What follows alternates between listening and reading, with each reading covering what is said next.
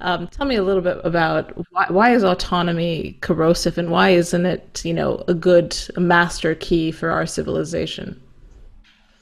Yeah, so autonomy is I would say it is one of the cornerstone values of our society. And you really see this in a very understandable reaction during the Enlightenment. The rise of this idea of self-responsibility, um, in opposition to institutions that at the time had lost their legitimacy. You see this in Descartes, you see this in Kant, you see this in Spinoza, you see this in Hegel, and all throughout the ages, from those periods onward, you see this idea of the individual has to think for themselves. That is the core of Descartes' attempts to prove God by having you think for yourself in the meditations. Kant's what is enlightenment is describe explicitly states how enlightenment is man freeing himself from the authority of the unthinking authority of others, that one must be critical, one must use one's own mind. That you see the rise of a particular kind of reason. So Charles Taylor distinguished between two forms of rationality. He called them substantive and procedural. And so substantive rationality is normally associated with the pre-modern era, that one is rational if one is in tune with the logos, if one is in tune with reality. You see this a lot with a lot of the ancient Greeks, that someone is rational, that they make sense when they are in tune with the truth. It's kind of like And a Taoist perception of kind of. yeah, I mean, one of the very the examples that I like to use of it rearing its head again is, when a lot of times when people discuss science, or they discuss the environment, for instance, like how you're an idiot if you can't see this. Like it is a reference to the truth, and you are somehow being irrational if you are not aligned with it. But with the rise of modernity, you saw the dominance, at least at points in time and in different parts of society, you saw the dominance of procedural rationality, which was one is being rational if one is thinking through things the correct way. It doesn't matter if you necessarily come to the truth at the end of your thoughts, but you have to be following like these rules of rationality. And you see this as this rise of self-responsibility, as this rise of you have to kind of take charge of your own life. And it's a very appealing sentiment. And to an extent, it is correct. I mean, we can't just rely on other people.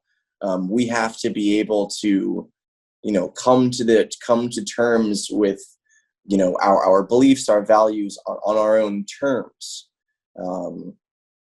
And so you see the idea of self-responsibility eventually turn into autonomy, which, you see with Kant and Mill and Spinoza, and broadly speaking, autonomy is, you see different variants of it, but it's the idea that one should be able to do whatever one wants, so long as it doesn't harm anyone, or as long as there is consent amongst everyone who it affects. And the problem, of course, is that these concepts of harm and consent do not hold up to anything longer than 30 seconds of questioning.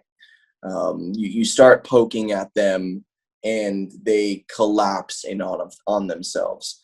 I don't think people realize that Mill himself, the guy who came up with the harm principle himself, later on in On Liberty, completely undermines his own argument when he starts talking about etiquette, to the point where if you read the entirety of his work, you come to realize that something causing harm to someone else is neither necessary nor sufficient for government to get involved. And I mean, pretty much every extreme variant of the harm principle, the non-aggression principle, etc., carries on this fatal flaw within it, and effectively collapses under questioning. And so the problem is that autonomy cannot stand as any kind of serious moral guiding value or virtue. But and this again is where post-liberalism comes in, is that rather than going like, okay, well then we should all just submit to the church or to a king again, that's not really what I'm arguing for, and I don't think it's what you're arguing for either, or most other people are in this space. Some are, but most aren't. Rather, it is an understanding that when we talk about autonomy, we are saying, I believe I should be free to do X, Y, and Z. X, Y, and Z do not cause harm to people. Really, what I'm saying is that X, Y, and Z are good.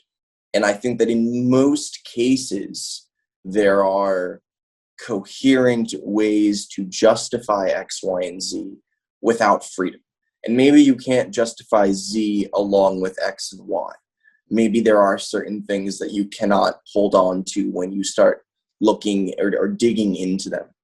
And that's fine, as long as one is honest with oneself and one accepts that that may happen.